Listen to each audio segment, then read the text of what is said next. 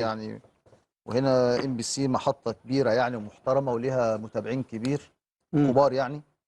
امبارح كان الكابتن مدحت شلبي اثار في برنامجه بعض الكلام يعني المغلوط وغير صحيح، ومفروض يعني قبل ما يطلع يتكلم لازم يكون متاكد من معلومته يعني. أيوه، بس هو يعني له كل الاحترام والتقدير يعني يعني بص، ليه بقى إعداده ومصادره طيب وهو لا إعلامي ولا كبير، وممكن يعني وكابتن بتتكلم، خطيب قيمة ممكن كبيرة. بتتكلم في حاله آه، مثلا هو غاب عن البرنامج بتاعه او عن آه، الاعلام حوالي شهرين او ثلاثه، تمام. فعايز يرجع يقول للناس انا لأ، موجود يعني. لأ، هو كان في إجازة، كان في ما انا بقول إجازة، لك هو كان كان في في إجازة، اجازه وعايز كان في يرجع إجازة. للناس بعد آه، العوده يقول لأ. للناس انا موجود. طب أنت فانا بعذره ان هو عايز توصّل إيه؟ طب يحسس الناس ان هو موجود عايز في الاعلام توصّل إيه الرياضي. بس؟ هو امبارح اتكلم وقال إمم، اصل الكابتن محمود الخطيب دعا إمم، المرض وقت سفريه امريكا، وهو الراجل اصلا ما خدش تاشيره امريكا.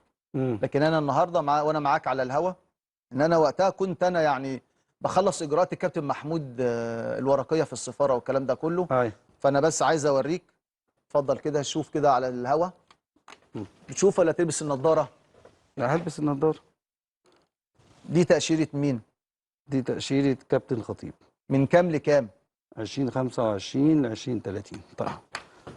طيب إحنا بس احنا يعني هنا التاشيره كل موجوده من 27 ابريل 2025 أيوه. ل 22 ابريل 2030. وانا هنا كده لو الناس عايزه تشوفها يعني، لو مش عايزين زوم وخلاص، لكن انا وريتها لك على الهوا عشان يعني كابتن مدحت مفروض انت في محطه كبيره، ده إعلامي كبير، لا يا مفروض كابتن ما مدحت إعلامي كبير، يستلزم وانت بتقول عليه اعلامي كبير إعلامي انه كبير، لازم إعلامي يتاكد من كبير معلومته. وصديق وزميل وله لكن كل انا الاحترام. بفسر طب يعني اللي هو اديني بس وقتي. ما أنا انا أهو هنا احنا بنحترم الناس كلها على فكره، وانا عمري ما تمام. بغلط في حد، لكن انا بفسر اللي هو عمله ان هو غايب بقاله حوالي شهرين طيب خلاص ثلاثه، خلّينا فهو بقى عايز نعدّي دي يرجع يا للناس أسامة، ويقول انا موجود. أنا